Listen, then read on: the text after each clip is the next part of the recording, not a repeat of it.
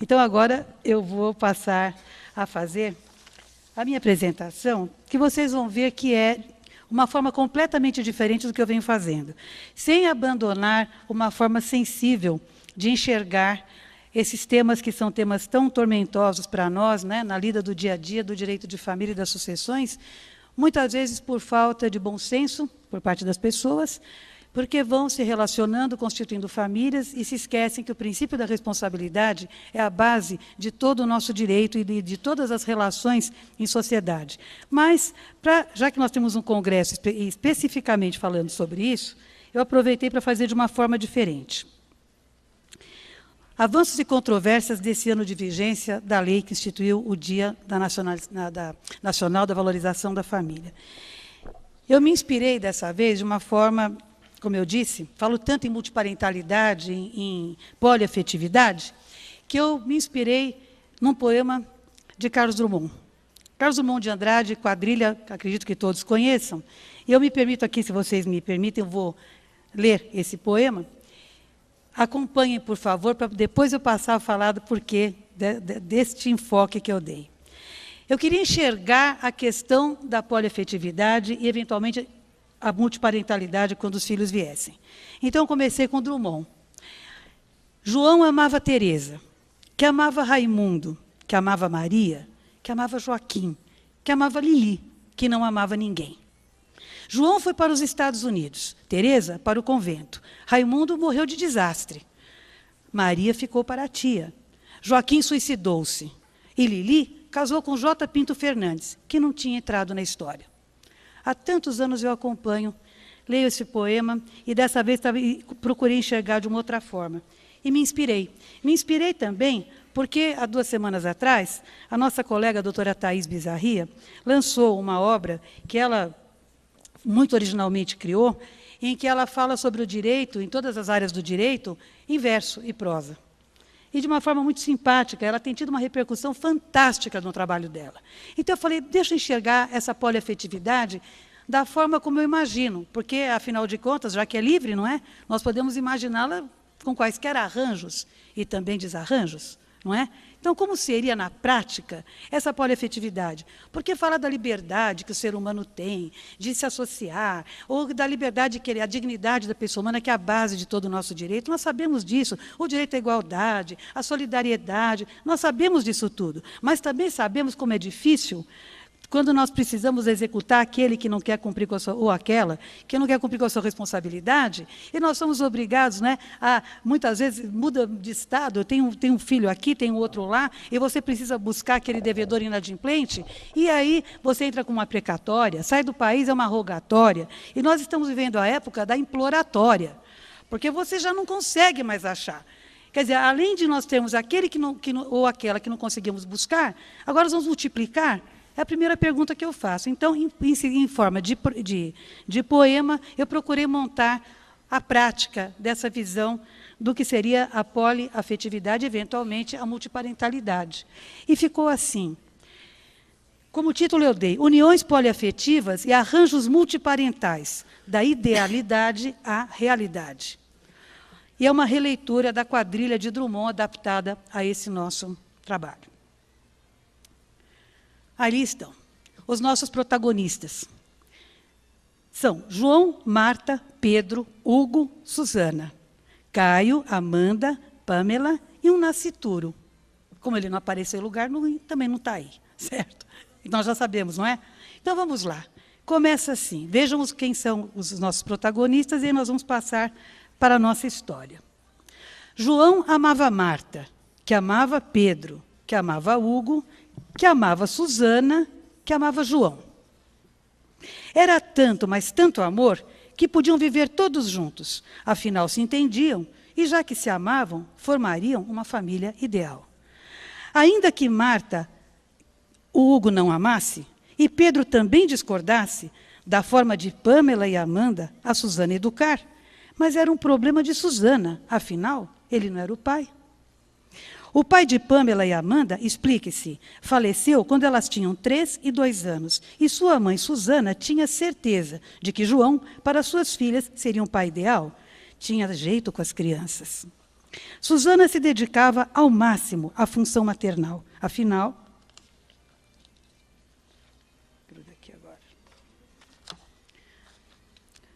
em ter filhos com João, ela sonhava e sabia que nessa vida sua missão era sabida e para as meninas, pai melhor não haveria. Bastava ver como ele cuidava de Caio, fruto do primeiro casamento de João com Eliane, que logo após a adoção da criança os abandonou para com Caíque no exterior viver.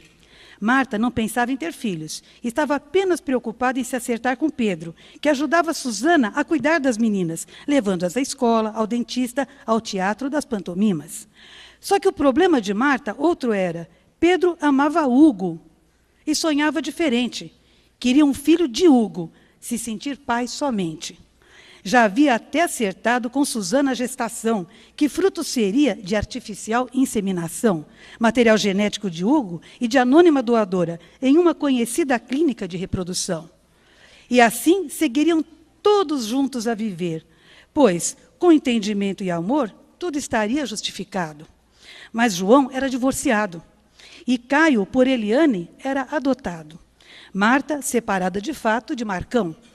E para Pedro, por seus pais, por herança foi deixada. Como atender a todos e resolver tantas questões?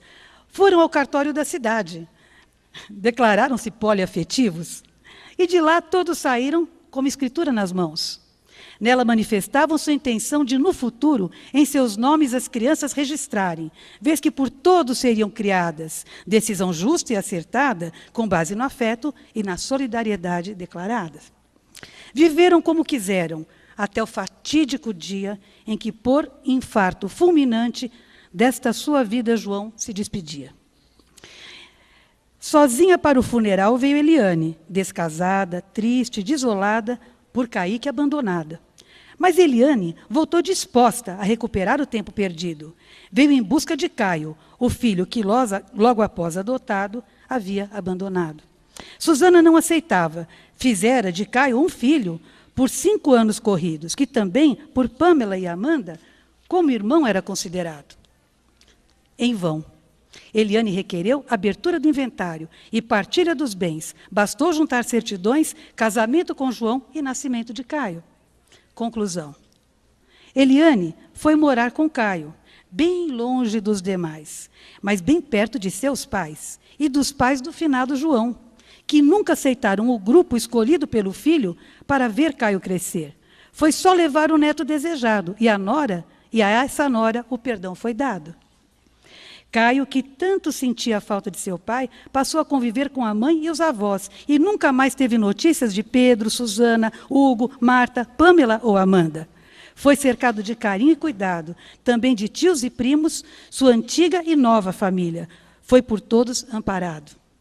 Também nunca entendeu ao certo se Susana era sua mãe e Marta sua tia, mas sabia que Pedro e Hugo não eram seus pais, de fato.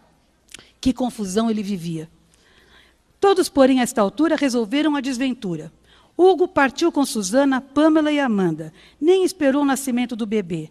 Por Pedro tão sonhado, afinal era sonho de Pedro, e por Hugo não desejado.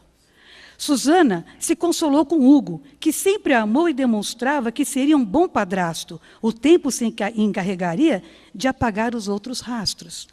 Marta prometeu a Pedro que não abandonaria e na criação do bebê certamente ajudaria. Quem sabe, por amor, até em adoção pensaria.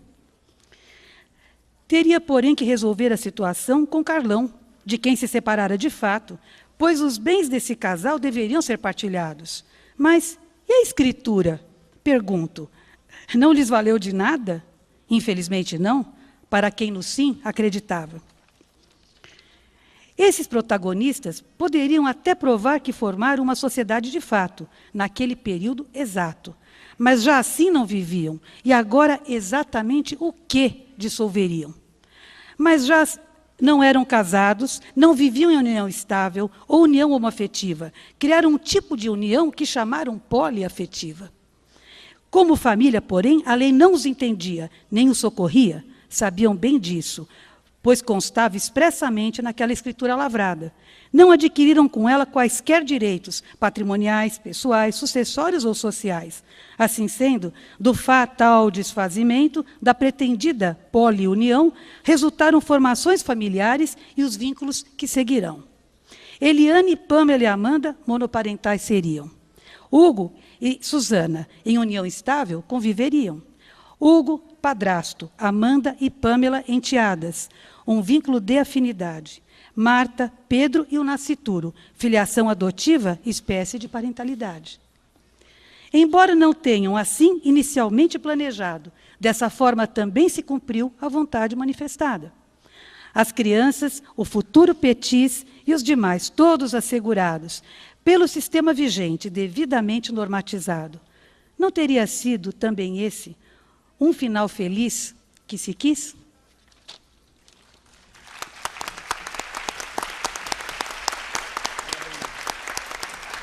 Eu agradeço.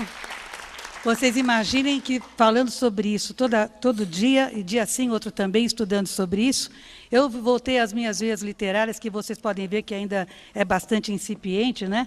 Mas eu gosto muito, e resolvi colocar no papel como ficaria. E me convenci mais ainda de que realmente seria muito mais certo, em função da forma como os sentimentos são voláteis dos seres humanos, que esse tipo as formações já existentes, que já são múltiplas, já não são aquelas, né, não era o casamento matrimonial, não era a família matrimonializada, né?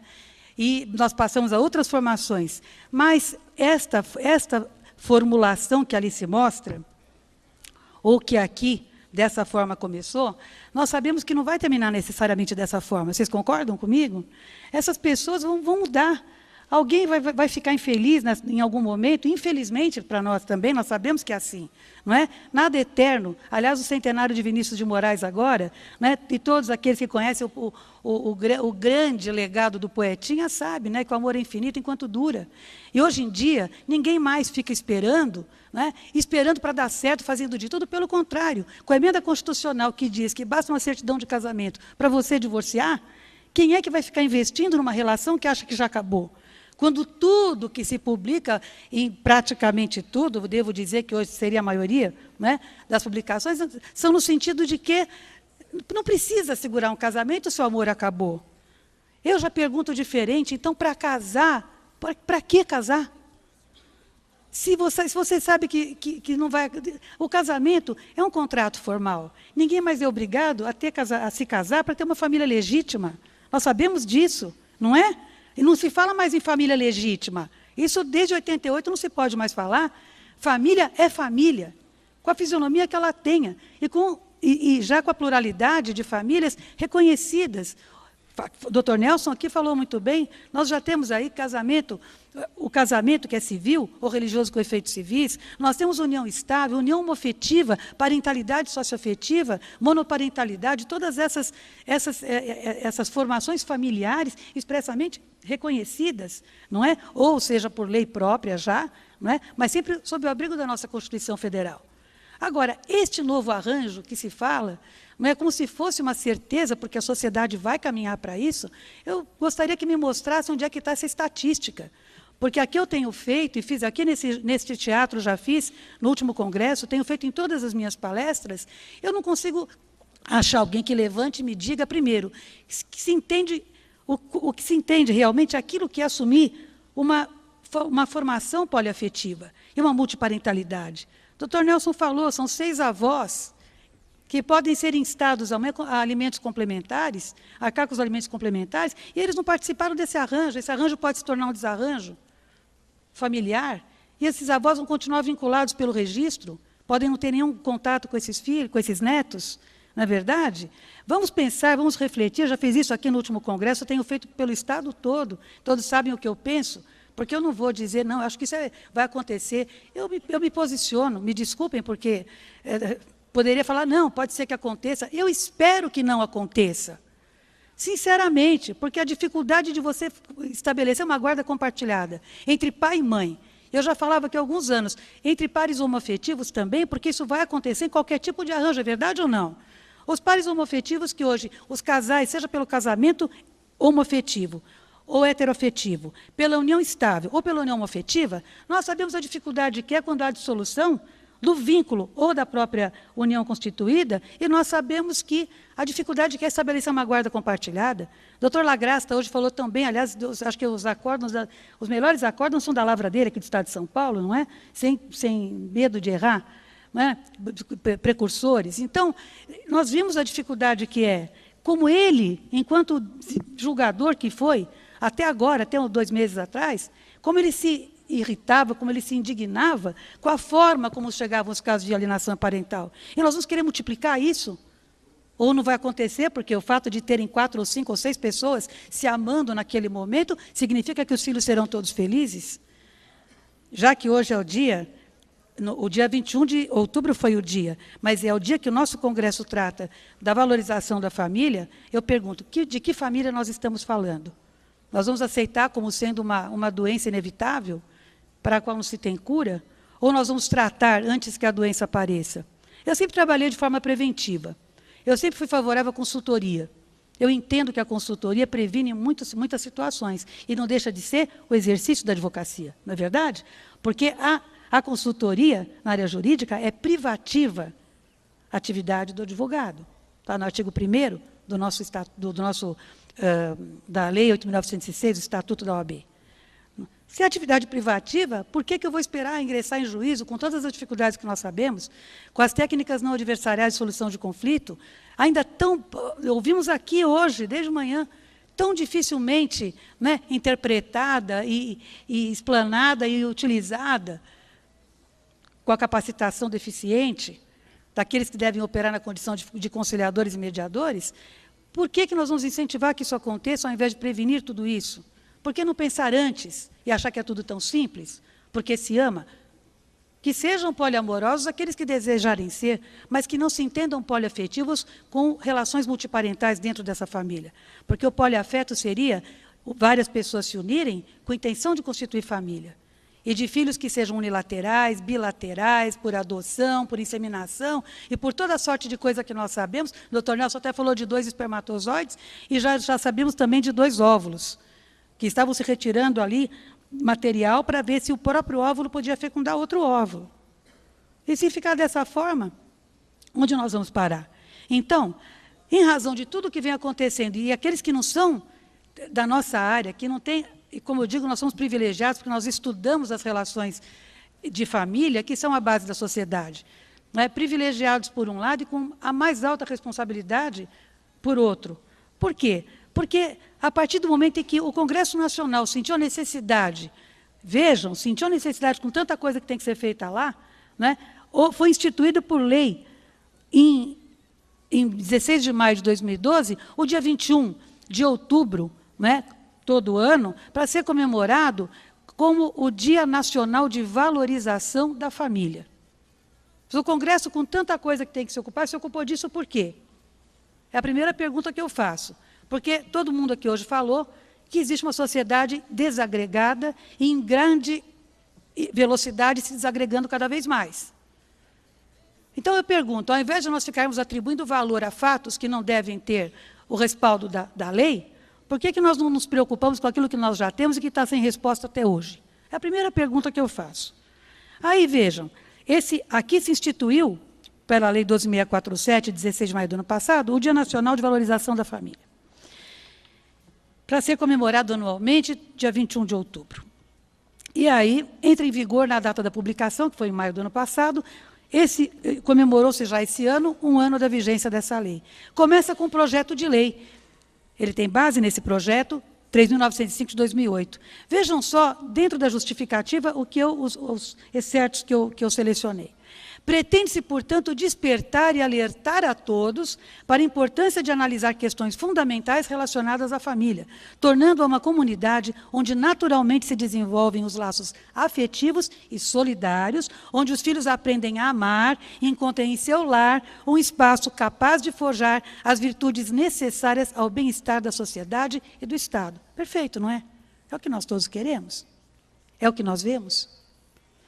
Eu escrevi um artigo há muitos anos atrás, acho que foi em 2005, deve fazer quase 10 anos, em que eu escrevi o seguinte, o título é esse: A família que temos e a sociedade em que vivemos. E aí eu pus, para dar um ânimo entre o desejo e a conquista.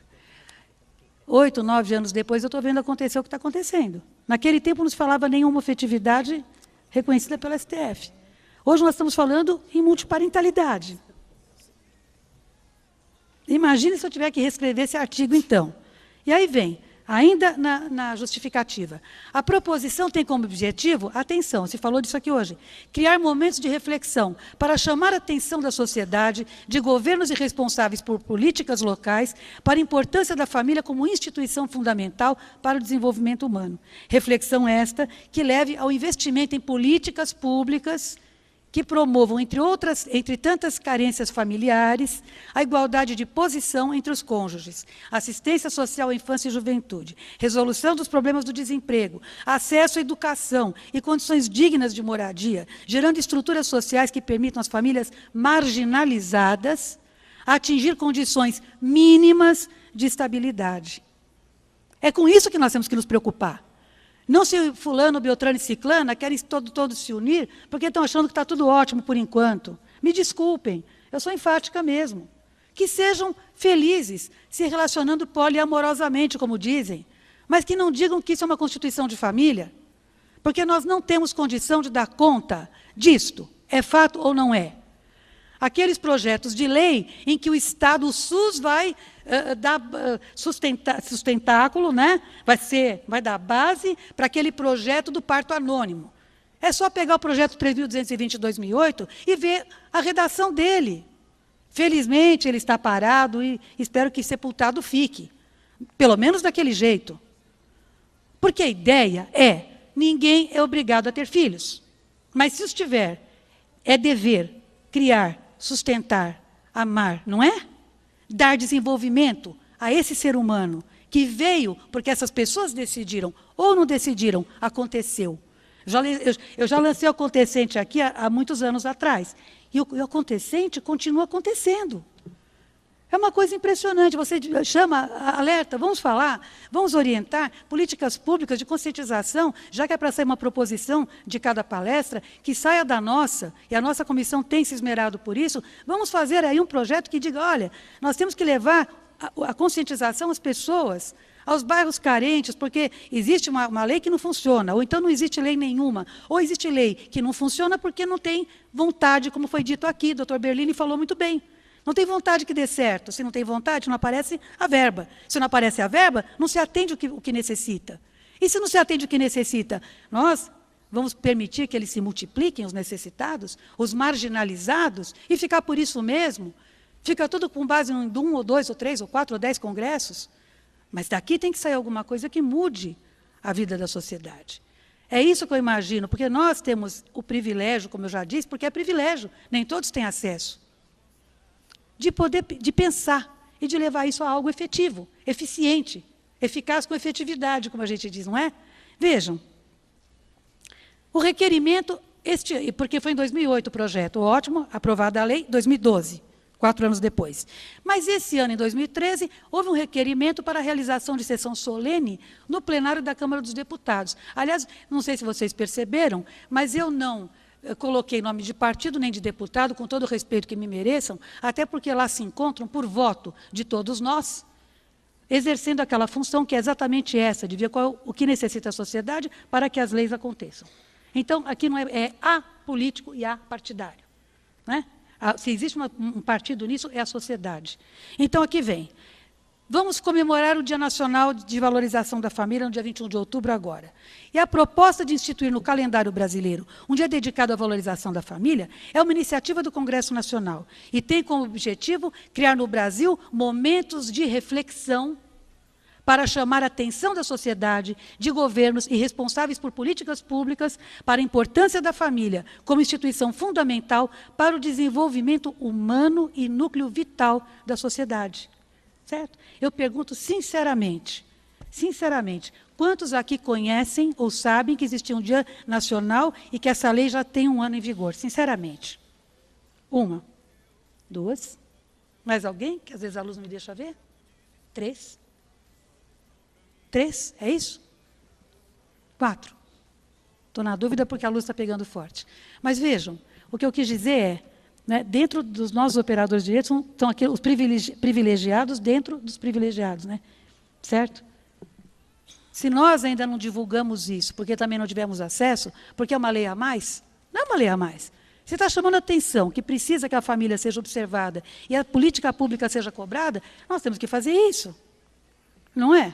E aí vejam, o Dia Nacional da Valorização da Família é também uma data para despertar e alertar a sociedade e os poderes constituídos, de novo, repete, mas é outro esse, tá? É do requerimento.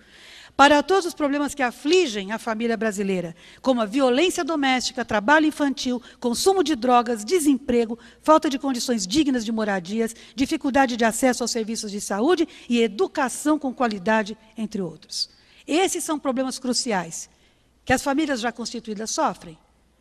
Agora, se existem outras questões na sociedade, porque o fulano já tem 4, 5 mulheres e 28 filhos ou 30 filhos, se ele fez isso, peço a Deus que ele tenha realmente a condição de dar conta disso tudo. E ficou claro também, né, doutor Nelson, assim, eu só fico desse jeito. Ele não perguntou se elas também ficariam desse jeito e se poderia ser uma poliandria. Se elas poderiam trazer mais 4 homens também para o relacionamento? Ou não? Cadê o princípio da igualdade? Nós acreditamos ou não acreditamos nessa nossa Constituição Federal? Eu acredito. E se eu leio essa Constituição todos os dias e vejo o que está lá escrito, ela tem que ir de algum lugar para outro melhor. E eu só vejo utilizar os mesmos princípios constitucionais que dariam a melhor condição de bem-estar e vida social para todos da sociedade, eu só vejo isso ser utilizado de uma forma que realmente não é desenfreada, né? Eu não vou dizer tresloucada, porque enquanto nós estamos aqui, deve ter gente inventando outra coisa lá. Eu comentei aqui nos bastidores, eu não vou nem dizer o que eu falei daquela condição que... Falo ou não falo? Falo. Está na internet. Pode falar. Não é uma fonte científica. Não é, mas é uma fonte que está acessível à internet para quem quiser pegar. E lá está assim. Porque eu, falando numa aula de pós, outro dia, eu comentando, falei, bem, condição sexual, heterossexual, homossexual, bissexual, né? Não podemos esquecer que não é condição, mas é gênero. Então, gênero masculino, feminino. E nós temos a questão de hermafrodita, pseudo-hermafrodita e travestismo. E falando de tudo isso, e aí aquele silêncio, de repente, fala, mas, cross-dresser, e tudo aquilo que a gente tem que falar, não é? Aí vem e fala, e doutora Kátia, e o trissexual? Eu pensei comigo, será que é um bissexual com heterossexual? Né? Será? Porque do jeito que a coisa vai, deve ter coisa nova. Aí eu pedi, e ela acessou, falando, doutora Kátia, vou dizer para a senhora onde eu vi. Falei, bom, quero saber a fonte, né? Tá certo? E ali, eu não vou citar, porque a fonte, até se colocar a palavra, aparece, né? Mas lá diz o seguinte, que trissexual são pessoas que se relacionam com seres humanos, animais, plantas e seres de borracha.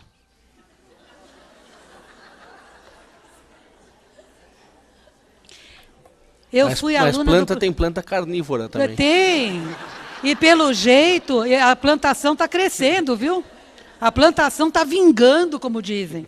Porque, sinceramente, eu fui aluna do professor Silvio Rodrigues, que Deus o tenha, e bem longe disso. Porque se ele ouvisse uma coisa dessa, acho que ele ressuscitava. Não é possível, gente. Seres de borracha, eu fiquei imaginando, fugiu da aula de filosofia. Porque ânima, cadê a ânima? É verdade ou não? Ou de borracha. Não vou nem contar, porque depois começaram a me explicar o que eram os seres de borracha. Esquece. Aí fica no imaginário, porque depois dessa, não é verdade? Pode qualquer coisa. E eu estou dizendo, o doutor Nelson falou de novela, eu falo de aula de pós-graduação, você tem que falar dessas coisas hoje. Porque as crianças, os adolescentes estão tendo acesso a esse tipo de informação ou de desinformação. As novelas estão mostrando esse tipo de coisa. O doutor Humberto citou agora a teatraula que a OAB fez, magnífica.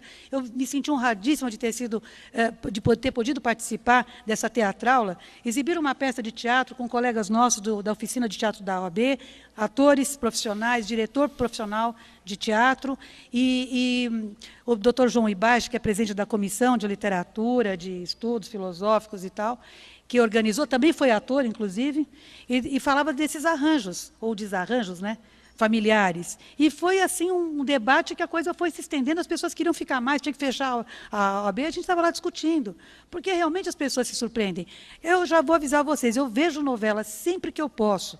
Por quê? Porque foi o que eu falei outro dia, na hora que você vê uma audiência de investigação de maternidade, com uma plateia quase como essa, certo?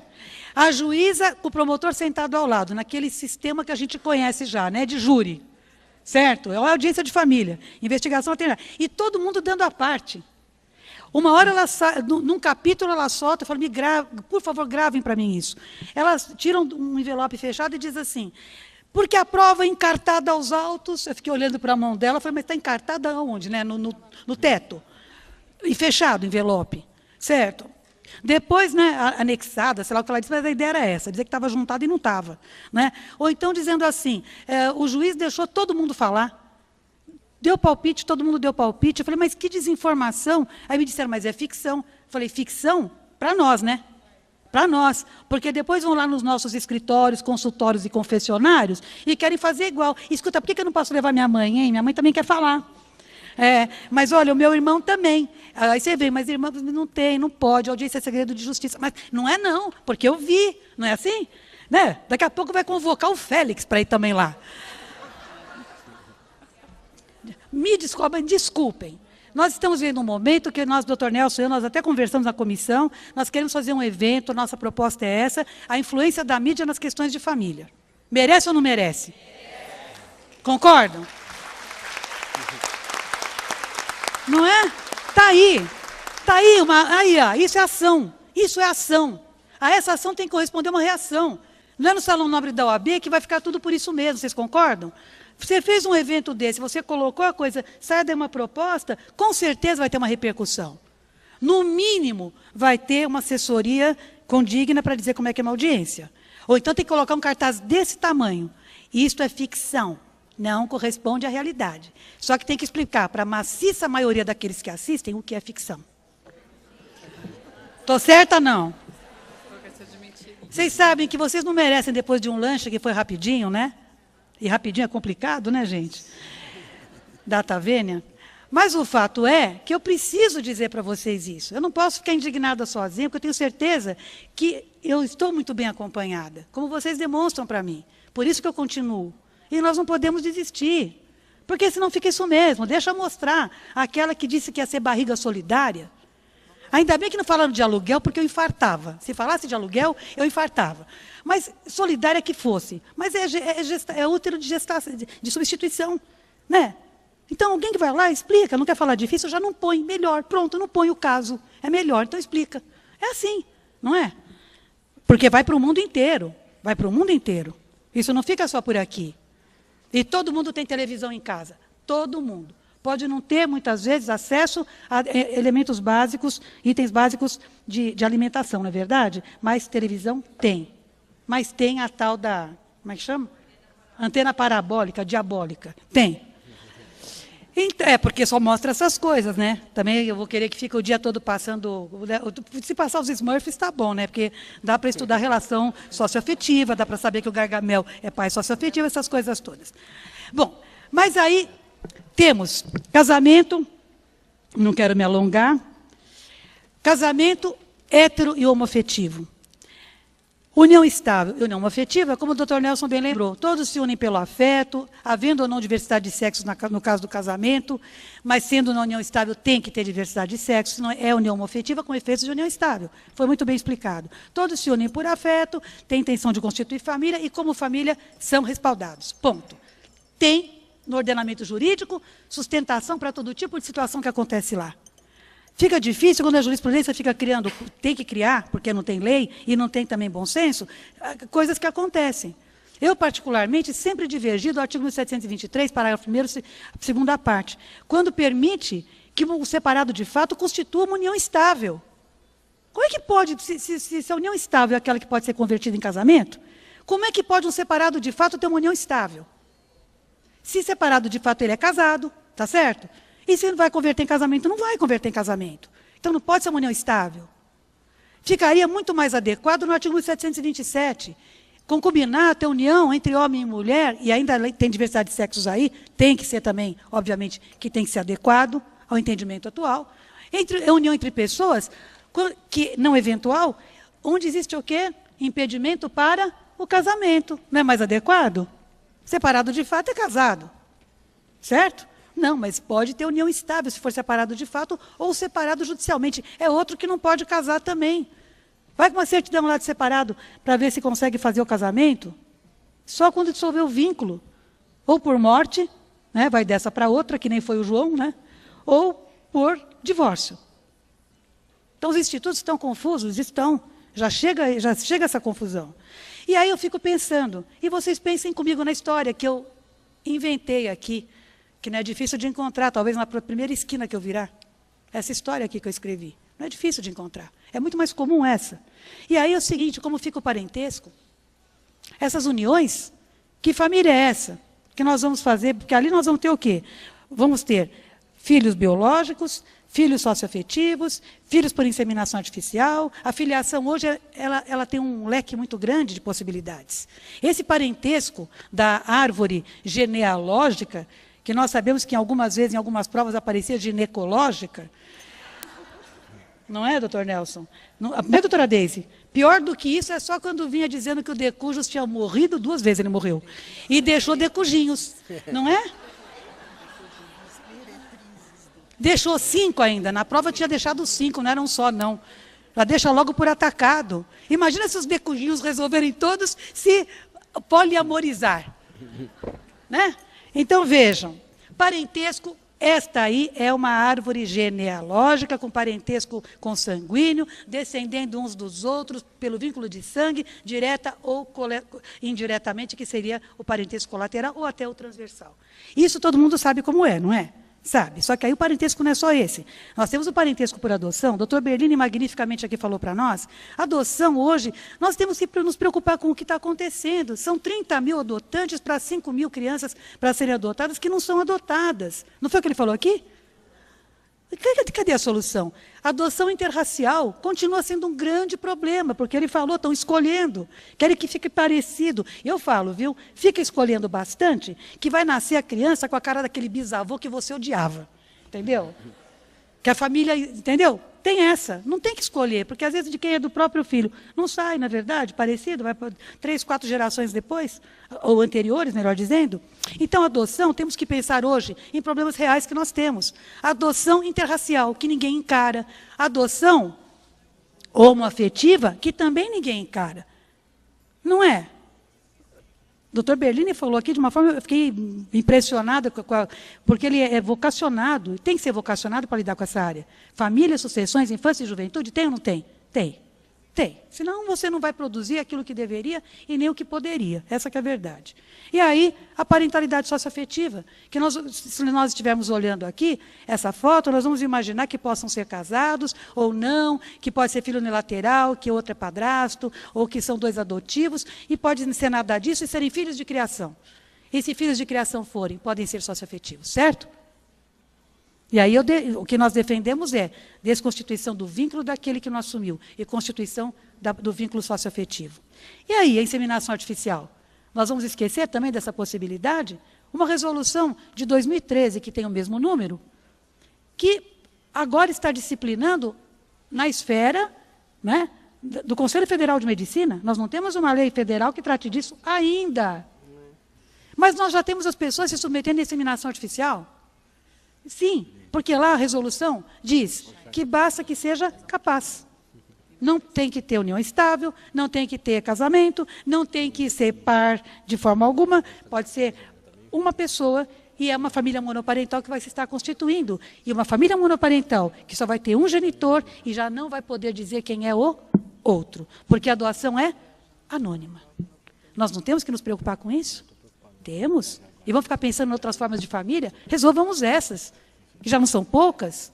Medicina lá na frente, todo mundo correndo atrás e não dando conta. Essa que é a verdade. E a monoparentalidade, cito aqui o professor Carlos Alberto Dabos Maluf, a doutora Adriana Maluf, porque eu gostei muito da definição de monoparentalidade atualíssima. A obra é agora, né, recente, 2013, desse ano. E ele diz, é desvinculado da ideia de um casal e seus filhos. O que a Constituição já determinava, estabelecia no parágrafo 4º do artigo 226, qualquer dos pais e seus filhos. E Eduardo de Oliveira Leite, que aqui é citado, por sinal, na minha opinião, a melhor monografia sobre famílias monoparentais, é dele, continua sendo, na minha opinião, a dele. Né? E aqui é citado como fonte. Né? E a professora Marilena Diniz, quer dizer, tem que atualizar. Olha só, adoção unilateral no reconhecimento da prole, inseminação artificial homóloga após a morte de mulher solteira, heteróloga, produção independente. 25 anos depois da Constituição, nós temos tudo isso, a partir daquele artigo 226, que, conjugado com o artigo 5º, permite que isso aconteça. E os direitos e deveres, que, obviamente, falar em família, nós temos que falar em direitos e deveres, pessoais, patrimoniais, sucessórios e sociais. E a paternidade e maternidade responsáveis? Quer dizer que agora é assim, é melhor nós arranjarmos 2 ou 3 pais para darem conta daquilo que eu, por exemplo, resolvi.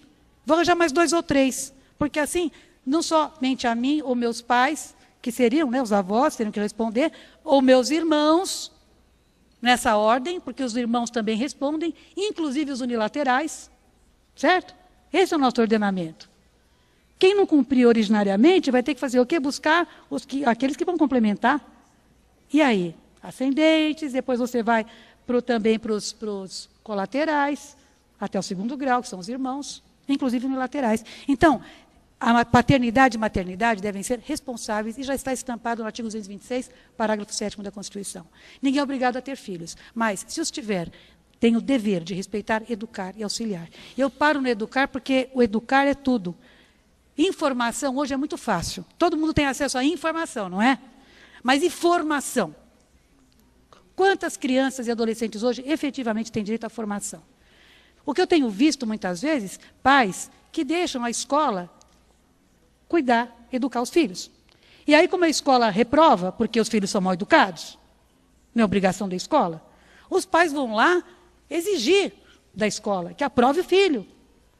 Ao invés de dizer, reprove mesmo. Eu quero saber o que aconteceu para chegar nesse ponto. Só que para isso eu tinha que estar interessada. Vocês concordam? Mas não é o que acontece. Deixa que a professora dá conta. Ou então, olha, meu filho, você não vai lá e bate na professora, fica mais fácil. Não tem sido assim ou não? Paulo Freire já falava muito bem disso, até vou citá-lo depois.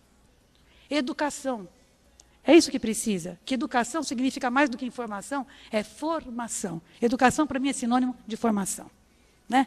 Princípios básicos, morais, éticos, sociais. E eu digo religiosos também. E digo religiosos sem medo de ser feliz, porque eu sei que a nossa Constituição garante a liberdade de crença, não é? É a liberdade de crença, então tem que ter princípios religiosos, porque quem tem um Deus, um Alá, seja o que for, tem limites. Tem limites, não é? Se acredita que existe um ser superior, dê-se-lhe o nome que se lhe der. O fato é que tem limites, certo? E uma família que se estrutura com bases fortes assim, ainda que aconteça um divórcio, ainda que aconteça a separação, ainda que aconteça uma situação inesperada que dissolva essa família, ainda assim terá mais lastro, mais estrutura para suportar e para seguir em frente, não é? Me parece que isso é muito, muito claro. Dever de convivência. Resolve teu filho sozinho, é produção independente, mas vai trazer sozinho para si? Para ficar olhando o filho dentro de casa? Vai trazer para o mundo. E o mundo começa para nós e na nossa sociedade, não é? Você traz um filho aqui nesse país, para essa sociedade. E quais são as famílias que nós temos hoje? Dr. Berlini falando das casas de acolhimento, imagina quando não tem, nem isso, não é? Basta nós sairmos e atravessarmos quaisquer das ruas que nós temos aqui, ou você vai ter que pular alguém que bebeu, não é verdade? Ou uma criança que está pedindo esmola. Não é isso? Então, não. Vamos vender a ideia da multiparentalidade. Não estão dando conta nem do seu próprio filho. Eu vou arranjar mais gente para criar? Eu quero mais é que assuma, o que não os tenha. Temos que falar das coisas duras, sim. Porque mais duro do que nós estamos vivendo, eu acho que, olha, não vou nem dizer, porque todo mundo fala, pode ficar pior. Não reclama não, porque pode ficar pior. Eu tenho visto que é verdade. Então, a doutora Mariana Chaves, nesse trabalho sobre multiparentalidade, possibilidade de coexistência de filiação socioafetiva e filiação biológica, ela fala dos filhos de criação. Esse site é muito interessante, Direito das Crianças. Ali tem uma sentença de dupla parentalidade que foi citada aqui, inclusive, pelo Dr. Nelson. Aquele trecho em que o juiz fala, eu respeito as 21 laudas, que eu também li com muita atenção e por diversas vezes, mas eu não conseguia sair daquele trecho em que ele dizia assim, num país em que tantas crianças não têm um pai, ter 2 pais é um privilégio. Desculpe, eu ouso, data máxima vênia da profundidade, do teor e da seriedade daquela decisão, eu ouso divergir. Eu prefiro que, e digo claramente isso, e vou lutar por isso, que aquele pai que teve assuma o seu filho. Se ele é pobre, o filho tem que entender que a realidade do pai dele é ser pobre. Ele não tem que ficar de olho na herança do outro. E se o pai é pobre, então ele que ajude o pai a melhorar. Que a família se estruture para melhorar. Porque de um drogado, o outro bêbado, o outro caído, a outra adúltera, dá para alguém melhorar desse jeito? Não dá. Olha para dentro de casa primeiro, para depois olhar para fora. Onde estão os outros? Encontre a si mesmo, em primeiro lugar. Então, em nome do afeto, se fala em união poliafetiva, em adoção poliafetiva, em dupla paternidade e na multiparentalidade. Aí, não há limite. E essa união poliafetiva que aqui foi falada, inclusive citando, que eu respeito muitíssimo, tanto o Dr. Vitor Kempel quanto o Dr. Marcos Kikunaga, respeito sim, porque se eu penso em ser ouvida, é porque eu tenho que ter, no mínimo, né, o mínimo, o bom senso e o respeito de ouvir aquele que fala diferente de mim. Não é isso? Eu ouço, estudo, avalio e procuro ver se me acrescenta. E me acrescenta sim, até quando eu divirjo. Porque para poder divergir eu tenho que estudar. E eu divirjo. Com todo respeito eu divirjo. Porque eu entendo que não ter a monogamia como princípio, num país como o nosso, é a pior coisa que pode acontecer. É a pior coisa. Nós não vamos dar conta. É muito fácil vender para aquele que pode pagar um divórcio, que pode pagar, vai para o exterior, vai esquecer o desamor. Mas vamos pensar nesses milhões e milhões de brasileiros que não têm condição. Deixa que procriem, deixe. Dá para o SUS, dá para a adoção. Dá nada, não dá para coisa nenhuma. Olha lá. Bigamia é crime. Bigamia é crime. Tipificado no Código Penal, no artigo 235. Reclusão para aquele que é bígamo. Então, como é que a monogamia não vai ser princípio? Só pode ser princípio. Doutora Regina Beatriz, eu deixo aqui o site também dela, reginabeatriz.com.br, porque ela avalia com profundidade, aqui está só ela falou pessoalmente aqui no congresso nosso, no anterior, né, doutor Nelson? Ela falou, a escritura desse trio não tem eficácia jurídica, por isso que eu me inspirei para escrever isso. Não tem eficácia. Como é que você vai impor perante o terceiro, perante o Estado, uma coisa que você resolveu porque você quis? É assim? Eu levanto de manhã e me declaro poliafetiva, sem nenhum respaldo? Vou esperar que a jurisprudência venha correndo atrás de mim? E vou tentar achar mais gente que pense como eu? Não. Eu tenho que ver por que está sendo dessa forma. É diferente, porque não vai ter repercussão. A própria escritura que foi lavrada tem ali no texto dizendo que as partes estão cientes de que não tem respaldo na esfera jurídica. Que ela não vai produzir efeito. Você faz um documento público para dizer que não tem efeito? Ah, não, mas pode provar, que nem eu pus aqui. Quem sabe provar que estavam juntos desde aquela época? E aí não constituíram patrimônio, não fizeram nada, eu vou fazer o quê? Vou pedir pensão? Se não são família? Começou em Pernambuco, com a adoção poliafetiva, em que o juiz determina que 3 pessoas sejam responsáveis, a mãe biológica, o pai biológico e a madrasta, sejam responsáveis por aquela criança, inclusive responsáveis, porque essa criança é registrada no registro civil em nome dos 3. E aí, vocês sabem o que acontece? Ele determina a guarda compartilhada entre a mãe biológica, a madrasta e o pai biológico. Sendo que a mãe biológica não vive com esse casal. Mas ela tem o direito de ir e vir e olhar a criança, e então, já que é assim, deixa em nome dos 3. Não terão convívio. E desculpem, eu trabalho há 20 anos com guarda compartilhada. É muito difícil você fazer com que as pessoas se conscientizem que a guarda compartilhada não é para diminuir o valor de pensão, não é para estabelecer o jeito que é melhor buscar na escola, é para acompanhar em conjunto o crescimento desse filho. Certo? É o bem-estar, é o desenvolvimento, bem-estar físico, psíquico, espiritual. Tudo isso faz parte. Vocês acham que uma madrasta e uma mãe biológica e um pai biológico vão viver felizes para sempre com a guarda compartilhada? Eu quero um caso concreto. Por favor, me tragam. Porque eu vou começar a dizer, tem uma exceção. Certo? E aí diz, no plano da realidade, ambas, a requerente e a genitora, são responsáveis pela criação do infante, cabendo elas em conjunto responsabilidade pelo dever de guarda, sustento e educação. Certo? Sem contar os 6 avós. Dupla paternidade do Paraná, que foi citada aqui, e aí a frase, num país em que há milhares de crianças e adolescentes sem pai, ter 2 pais é um privilégio. Certo? E ali diz que é para todos os efeitos, a decisão está aqui, que é para todos os efeitos. Os 3 igualmente responsáveis pelo bem-estar do adotando.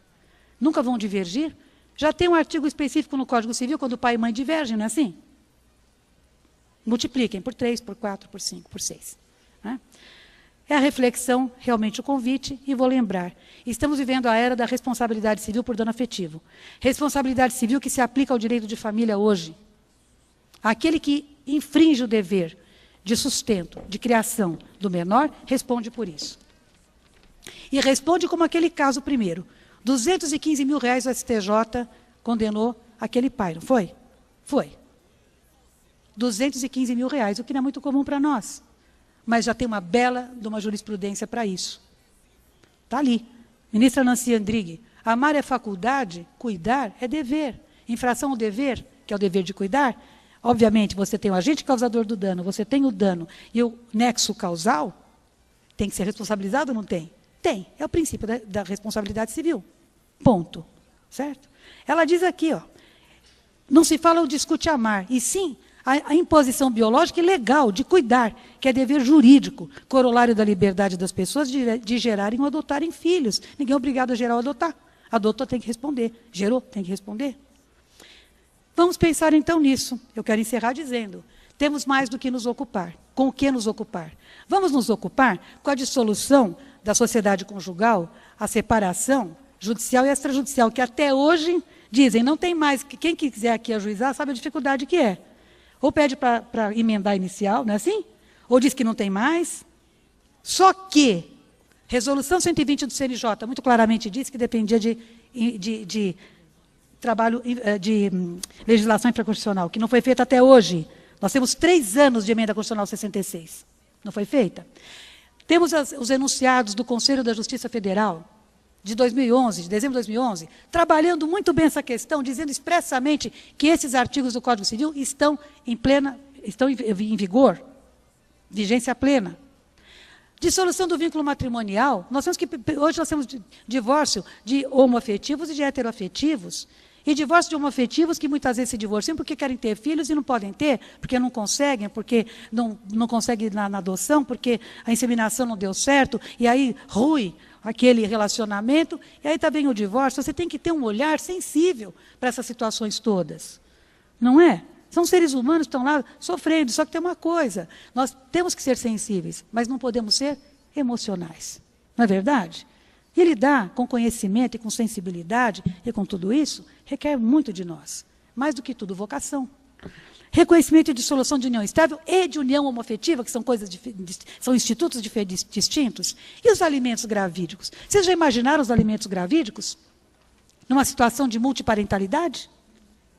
Não, porque vai esperar nascer o bebê, certo? No caso aqui nem esperou. Esperou? Não esperou. Não espera, vai embora. Aí você vai ter que requerer alimentos gravídicos? O suposto pai.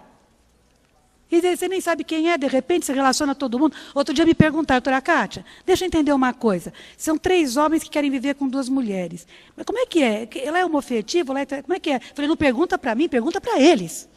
Eu vou saber quem se relaciona com quem lá? Mas não tem que ter o dever? Falei, não sei. Para mim, é uma formação que não é familiar. Certo? Outra, guarda dos filhos, guarda compartilhada, que até hoje nós não temos uma cultura de guarda compartilhada. Os pais ainda não entenderam muitas vezes que os filhos estão como fiéis da balança e que os pais estão em condições iguais. Não entenderam isso ainda. A lei tem 5 anos. Antes era porque não tinha lei, agora tem.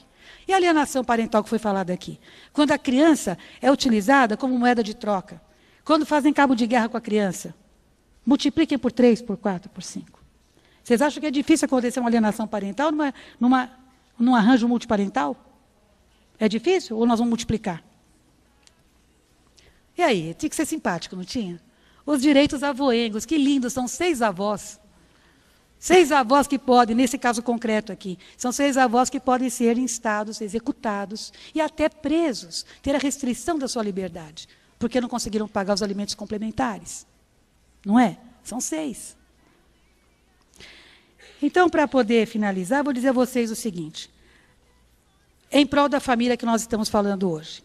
Essa família, hoje, para nós, ela já tem várias faces.